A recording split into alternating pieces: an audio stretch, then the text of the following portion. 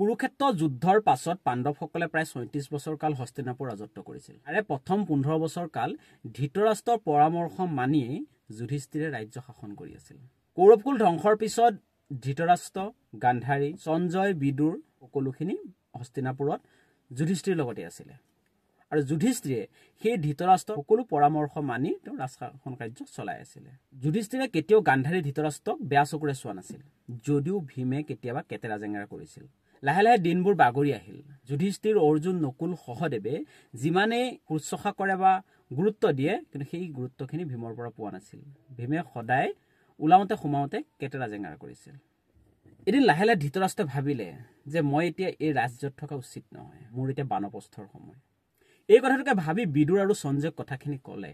বিদুৰ আৰু সঞ্জয় সহজে সন্মত দিলে আৰু তেওঁলোকে ক'লে যে যুধিষ্ঠিৰে এই কথাটো কেতিয়াও মানি নলয়, তথাপিও আপুনি যুধিষ্ঠিৰক জনাওকগৈ।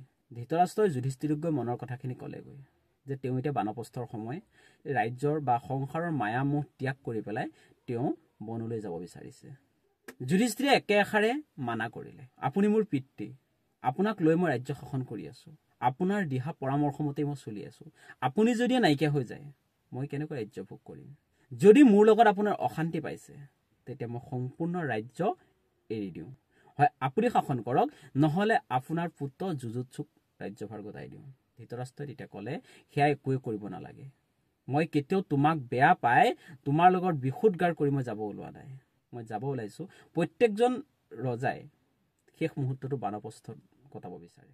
প্ৰথমে যুধিষ্ঠিৰে মনা নাছিল যদিও পিছত ব্যাসদেৱে আহি পেলাই যুধিষ্ঠিৰক মনালে। আৰু ধৃতৰাষ্ট্ৰই অন্তিম বাৰৰ বাবে সকলো মৃতকৰ ভীষ্ম, দ্ৰোণ, কৰ্ণকে ধৰি যি ১০০ পুত্ৰৰ আকৌ এবাৰ তেওঁ শ্ৰাদ্ধ পাতিব বিচাৰিলে। আৰু তাৰ বাবে তেওঁ যুধিষ্ঠিৰৰ পৰা সাহায্য বিচাৰিলে। আৰু যুধিষ্ঠিৰে পুনচাতে সাহায্য কৰিলে আৰু সকলোখিনি শ্ৰাদ্ধ নীতি নিয়ম কৰি কাতি মাহৰ পূৰ্ণিমাৰ তিথিৰ দিনা ধৃতৰাষ্ট্ৰ আৰু গান্ধাৰী বানপ্ৰস্থলৈ বুলি যাবলৈ ওলালে। আৰু তেওঁলোকৰ লগত আগবঢ়াই দিবলৈ গ'ল বিদুৰ, সঞ্জয়, কুন্তি আদি কৰি পাণ্ডৱৰ সকলো হস্তিনাপুৰবাসী। বহুদূৰ যোৱাৰ পিছত ধৃতৰাষ্ট্ৰই ক'লে যে তোমালোক আৰু আগুৱাই যাব নালাগে, তোমালোক যোৱাগৈ, আমি ইয়াৰ পৰা আৰু অকলেই যাম। সেইখিনি সময়ত বিদুৰে ক'লে যে বানপ্ৰস্থলৈ অকল ধৃতৰাষ্ট্ৰ আৰু গান্ধাৰীয়ে নাযায়, ময়ো যাম, মোৰো বানপ্ৰস্থৰ সময় আহিছে। এতিয়া হস্তিনাপুৰ সুৰক্ষিত, ধৰ্মৰাজ যুধিষ্ঠিৰ হাতত আছে, গতিকে আমাৰ আৰু চিন্তা কৰিবলগীয়া একো নাই। গতিকে ময়ো বনবাসী হওঁ, ময়ো বনলৈ যামগৈ। লগতে সঞ্জয়ো ক'লে যে ময়ো যাম।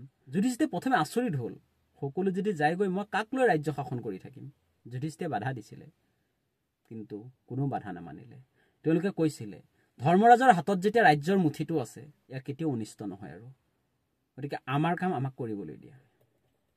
তেনেতে কুন্তিয়ে কান্দি কান্দি গান্ধাৰীক সাৱটি ধৰিলে আৰু ক'লে, মইনো হস্তিনাপুৰত থাকি কি কৰিম?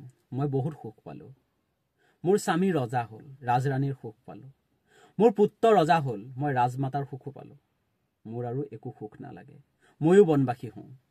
এই কথা শুনাৰ লগে লগে যুধিষ্ঠিৰ সহিত পঞ্চপাণ্ডৱে কান্দিলে আৰু মাতৃক যাবলৈ মানা কৰিলে আৰু ক'লে যে মাতৃৰ অবিহনে আমি কেতিয়াও থাকিব নোৱাৰোঁ, গতিকে তুমি এই কাম কেতিয়াও নকৰিবা। কুন্তিয়ে বহুত বুজালে। অৱশেষত সেই মুহূৰ্তত ব্যাসদেৱে উপস্থিত হৈ পাণ্ডৱসকলক বুজনি দি তাৰ পৰা লৈ আহিলে। ধৃতৰাষ্ট্ৰ, গান্ধাৰী, কুন্তি, বিদুৰ, সঞ্জয় ৫জন বনলৈ গমন কৰিলে। তেওঁলোক গৈ গৈ গংগা নদীৰ পাৰে পাৰে গৈ শতসুৰ নামৰ এজন ঋষিৰ আশ্ৰমত থাকিবলৈ ল'লে। তাতে বহুদিন থাকিলে।